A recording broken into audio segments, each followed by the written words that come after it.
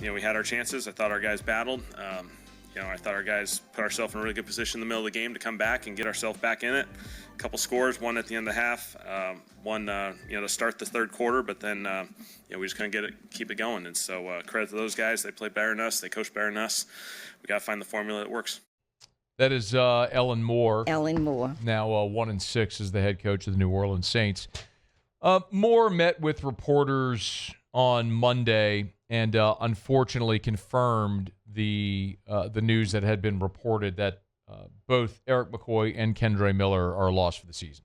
Roster-wise, obviously we'll end up having a couple moving pieces here as a result of this, with Erik McCoy's bicep being done for the year and then Kendre's ACL being done for the year. So obviously really unfortunate because both those guys have felt like been playing some really good football, and they've been doing a lot of good things. And so opportunities for other guys moving forward. We'll have to navigate that and play with those different combinations and sort through that.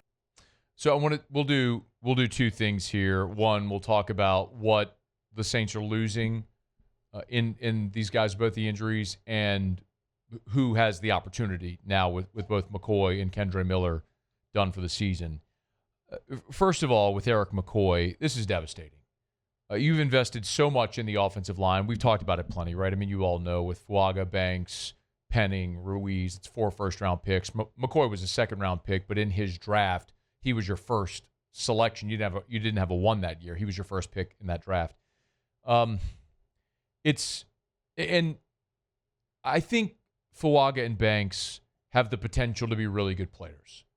Your guards with Penning and Ruiz, they're among the worst in the NFL at their position. Those are wasted draft picks. You blew it. You wasted first-round picks on 2 dudes that are busts.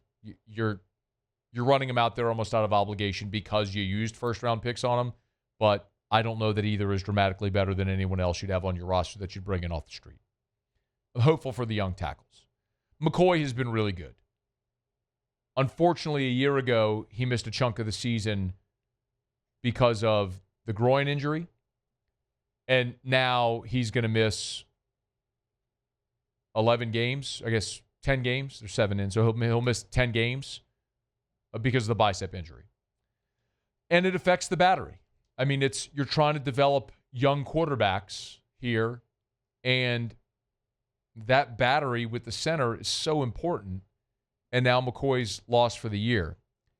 When you look at Erik McCoy's contract, he signed an extension on his rookie deal that was a 5-year, $60 million extension. So he's under contract through 2027. He doesn't become an unrestricted free agent until 28. So he's got 2 more years after this one with accelerators. However, after a restructure, next year his cap hits $17 million. The dead cap number is $18 million. So he'll certainly be back next year.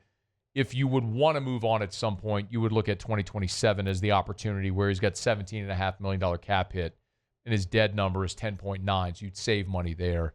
But essentially to say, if you're thinking like, is this a point with a guy at he's 28 years old, still a relatively young player, are you thinking of the next option after back-to-back season-ending injuries?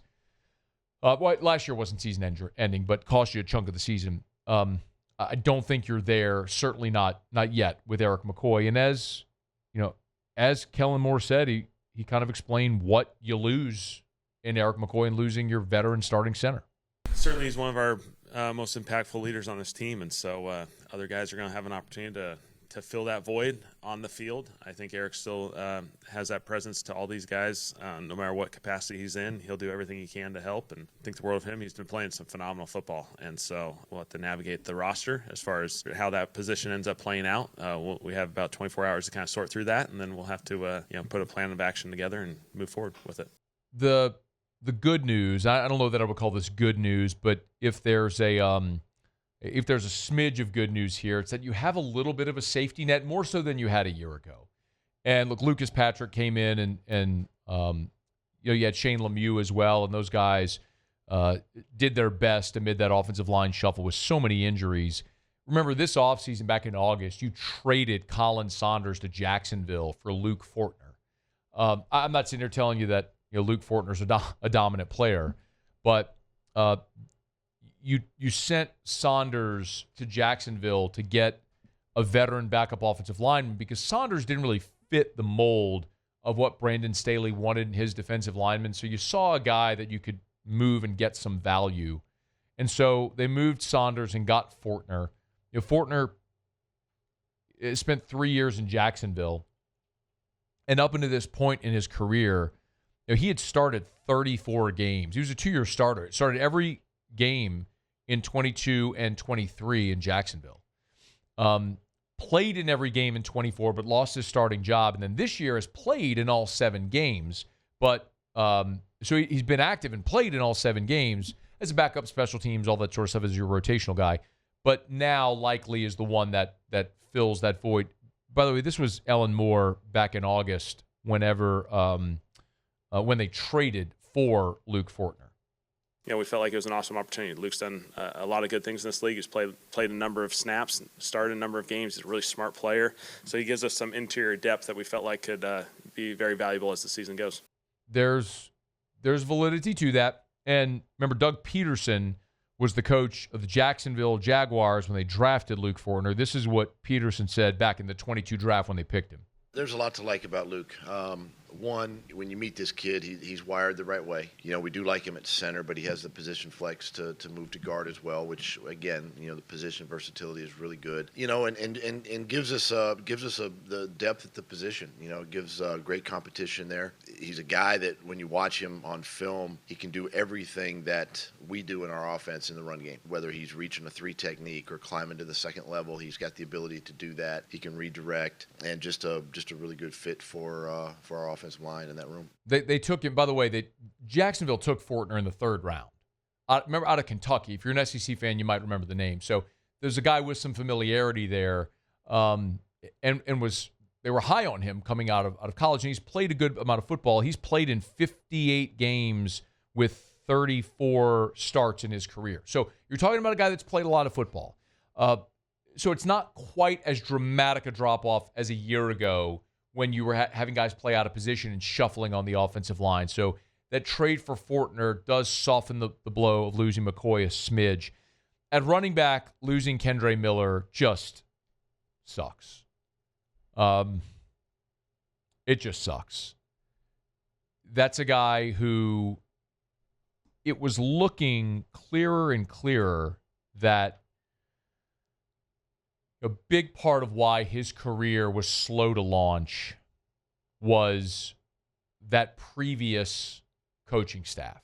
They drafted him, but look, a year ago when they were out in California for camp, and Miller had the soft tissue injury like the first day, and Dennis Allen can't make the team, in the training room, and was just riding Kendre Miller. It was hard to imagine his future here. Well, the change of leadership ended up proving to be very fruitful for Miller, and he had been really fun to watch so far this season, not only in the running game, but also in the return game as well. You kind of saw some of the explosiveness that made Kendre Miller a 3rd-round draft pick, averaging over 4 yards a carry this season. He was able to catch the ball as well out of the backfield. But now this ACL injury, 7 games into the season, he's done for the year. And so you look at what's next. More Monday. Can you play number 5, please? This was Kellen Moore talking about Kendre. I'm really proud of what Kendre has turned this season into from an individual standpoint, the progress he's made.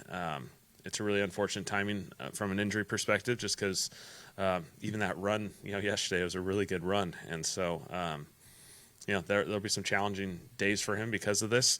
We think the world of him. He's going to be better, moving forward, and he'll be back and have more opportunities in the future. We'll see if that actually holds. What this means now is a great opportunity for Devin Neal. Now, the Saints drafted Devin Neal in round 6 this year, and this is one of those day 3 draft picks that a lot of people were excited about because he's a guy that left Kansas as their all-time leader in every rushing category. but as a guy that was 5'11", 213, and maybe a half step slow, ended up being a 6th-round pick. Instead of he was a half step faster, he might have been a day 2 pick. Now, he was slowed in camp at the beginning of the season. Remember, he basically missed the preseason because of a soft tissue injury, and he just hasn't had the opportunities. He's going to get him now. He had 2 carries in the opener against Arizona. He had 1 carry Sunday against Chicago, 1 carry for 1 yard. But with an aging Alvin Kamara and now Devin Neal, presumably the number 2, replacing Kendre Miller, that role has got to increase here, and that's something Kellen Moore acknowledged on Monday.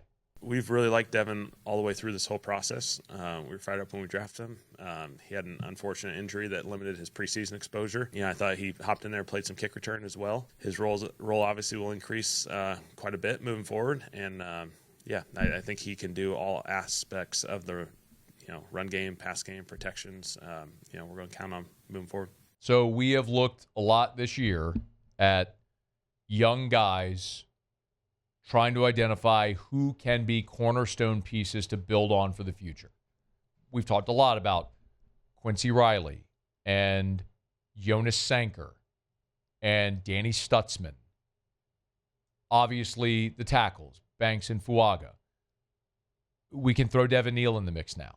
I don't know what the answer to the test is going to be, but you got 10 games, which will be a really good audition to see if you feel like this 6th-round pick can be someone who can contribute for you on Sundays, or if he's just going to be a guy that's a special team or practice squad guy, bounce around for a few years in the league, and then, go back to Lawrence and sell insurance or open up a car dealership or something. I don't know what he'll do. But this is a really good audition for him. It's unfortunate how it's coming about, but it's here. So we'll see if he can make the most of it. Hey, thanks so much for watching. Please leave your comments. I love to interact. And be sure to hit the red subscribe button below.